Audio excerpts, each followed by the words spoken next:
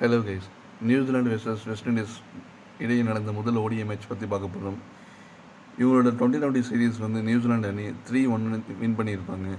First ODI match Chris சர்ச்சில் நடந்துச்சு. டாஸை win பண்ணி வெஸ்ட் இண்டீஸ் அணி பவுலிங்கை சூஸ் பண்ணாங்க. இதையடுத்து முதலில் ஆட வந்த நியூசிலாந்து அணி தொடக்கத்திலே அடுத்தடுத்து விக்கெட் பறி கொடுத்தாலும் டெவன் கான்வே கூட பார்ட்னர்ஷிப் அமைத்து டேரன் மிச்சல் பொறுப்பான ஆட்டத்தை வெளிப்படுத்துவார். இதனால் நியூசிலாந்து அணி ஸ்கோர் கணிசமாக உயர தொடங்குச்சு.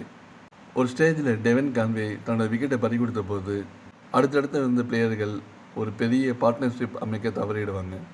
ஆனால் மறுமுனையில் பொறுப்பாக விளையாண்டுட்டு இருந்த டேரல் மிச்சல் அதிரடியாக விளையாண்டு சதம் அடிப்பார்.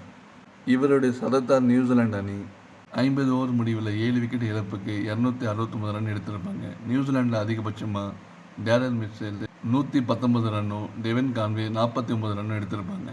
வெஸ்ட் இண்டீஸ் பந்து வீச்சை பொறுத்த வரைக்கும் ஜெய்லன் சீலஸ் 3 விக்கெட்டையும் மேத்யூ ஃபோர்டு 2 விக்கெட்டையும் எடுத்திருப்பாங்க. இதையடுத்து இரண்டாம் இன்னிங்ஸ் ஆட வந்த வெஸ்ட் இண்டீஸ் அணி எல்லா பிளேயர்களும் பொறுப்பாக விளையாண்டு வெற்றிக்கு அருகாமை எடுத்து சென்றாலும் இறுதியில் வெஸ்ட் இண்டீஸ் அணி 50 ஓவருக்கு 262 ரன் எடுத்து 6 விக்கெட்டை இழந்திருப்பாங்க. இதனால் வெஸ்ட் இண்டீஸ் அணி 7 ரன்கள் வித்தியாசத்தில் தோல்வி அடைவாங்க.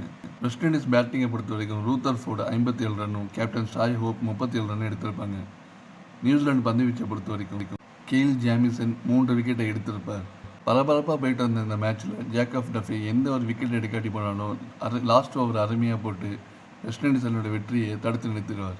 ஆட்ட நாயகனிலிருந்து சிறப்பாக விளையாண்ட டேரல் மிச்சலுக்கு வழங்கப்பட்டது. இந்த வெற்றியின் மூலம் நியூசிலாந்து அணி 1-0 ஓடி சீரீஸில் லீடிங்கில் இருக்காங்க. ஓகே கேஸ், கிரிக்கெட் அப்டேட்டுக்கு நம்ம சேனலை சப்ஸ்கிரைப் பண்ணிக்கோங்க. மீண்டும் ஒரு அடுத்த வீடியோ சந்திப்பா. அன்டில் தென் பாய்.